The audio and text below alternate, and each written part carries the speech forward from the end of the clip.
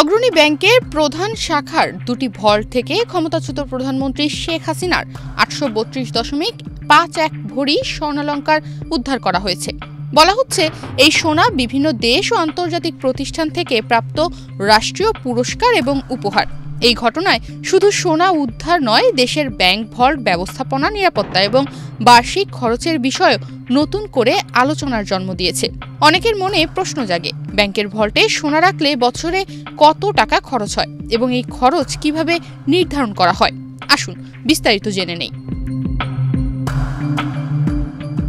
বাংলাদেশে ব্যাংকের safe deposit, locker বা ভল্টে সোনা রাখার চার্জ প্রতি ভরির ওপর নির্ভর করে না। এক্সট্রিম মশার কয়েল প্ল্যান্ট ফাইবার দিয়ে তৈরি, তাই সহজে ভাঙে না, সুগন্ধিযুক্ত ও নিরবিচ্ছিন্নভাবে জ্বলে। ডেঙ্গু, চিকুনগুনিয়া বাহি সহ যে কোনো মশার বিরুদ্ধে দেয় এক্সট্রিম সুরক্ষা। অর্থাৎ আপনি 1 ভরি সোনা রাখুন বা 1000 ভরি, চার্জ সবসময় নির্ধারিত হয় লকারের আকার অনুযায়ী। ছোট, মাঝারি বা বড় লকার প্রতিটির আলাদা বার্ষিক ভাড়া থাকে। এছাড়া নতুন লকার নেওয়ার সময় ব্যাংক সাধারণত ফেরতযোগ্য জামানত বা কি ডিপোজিট নেওয়ার নিয়মও করে।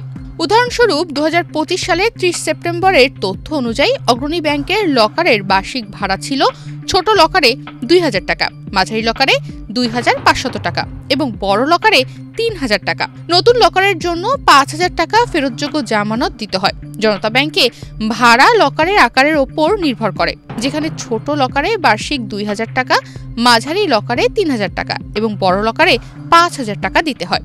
সকল লকারে শুরুতে 5000 টাকার ফেরতযোগ্য জামানতও দিতে হয়। অন্যদিকে সিটি ব্যাংকের লকার চার্জ তুলনামূলকভাবে একটু বেশি, যেখানে ছোট লকারে বার্ষিক 5500 টাকা, মাঝারি লকারে 7500 টাকা এবং বড় লকারে 9500 টাকা দিতে হয়। আর ডাচ বাংলা ব্যাংকের সেফ কিপিং সার্ভিসের চার্জ লকারের আকারের ওপরও নির্ভর করে। সাধারণত ছোট লকারে 4 থেকে 5000 টাকা, মাঝারি লকারে 6 থেকে 7000 টাকা এবং বড় লকারে 8 থেকে 10000 টাকা দিতে হয়। এই চার্জের সঙ্গে সাধারণত একটি ফেরতযোগ্য জামানতও সব ব্যাংকে জমা দিতে হয়। এদিকে ব্র্যাক ব্যাংকেরও লকার ফি লকারের আকার অনুযায়ী নেওয়া হয়। এটা প্রতি ভরিতে নয়। 2025 সালের 30 সেপ্টেম্বরের তথ্য অনুযায়ী ব্র্যাক ব্যাংকের লকারের বার্ষিক খরচ ছিল ছোট লকারে 4500 থেকে 5500 টাকা, মাঝারি লকারে 6500 থেকে 7500 টাকা এবং বড় লকারে 8500 থেকে 9500 টাকা। প্রিমিয়াম গ্রাহকদের জন্য এই চার্জ ভিন্ন হতে পারে এবং ব্যাংক যে কোনো সময় এই লকারের চার্জ পরিবর্তনও করতে পারে। ব্যাংক লকার ব্যবস্থার মূল সীমাবদ্ধতা হলো ফিজিক্যাল স্পেস। যতটুকু জায়গা লকারের মধ্যে ফিট করে ততটুকুই সোনা রাখা সম্ভব। সাধারণভাবে ছোট, মাঝারি এবং বড় লকারগুলো মূলত জুয়েলারি, নগদ এবং গুরুত্বপূর্ণ নথিপত্র রাখার জন্য উপযুক্ত। 832 ভরি বা 1000 ভরি সোনার মতো বড় পরিমাণ সংরক্ষণ করতে হলে সাধারণ লকার যথেষ্ট নয়।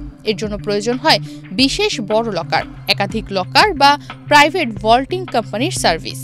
তবে বাংলাদেশ ব্যাংক অর্থাৎ কেন্দ্রীয় ব্যাংক সাধারণ মানুষের জন্য কোনো ভল্ট সেবা দেয় না। ব্যক্তিগত সোনা সংরক্ষণের জন্য বাণিজ্যিক ব্যাংক বা প্রাইভেট ভল্টিং প্রতিষ্ঠানই একমাত্র বিকল্প। এছাড়া ব্যাংক লকারে যে ইন্স্যুরেন্স দেওয়া হয় তা সাধারণত সীমিত। ছোট থেকে মাঝারি লকারের ক্ষেত্রে 1 থেকে 3 লাখ টাকার মধ্যেই থাকে। তাই বড় পরিমাণ সোনা সংরক্ষণে আলাদা কোনো ইন্স্যুরেন্স করাই নিরাপদ।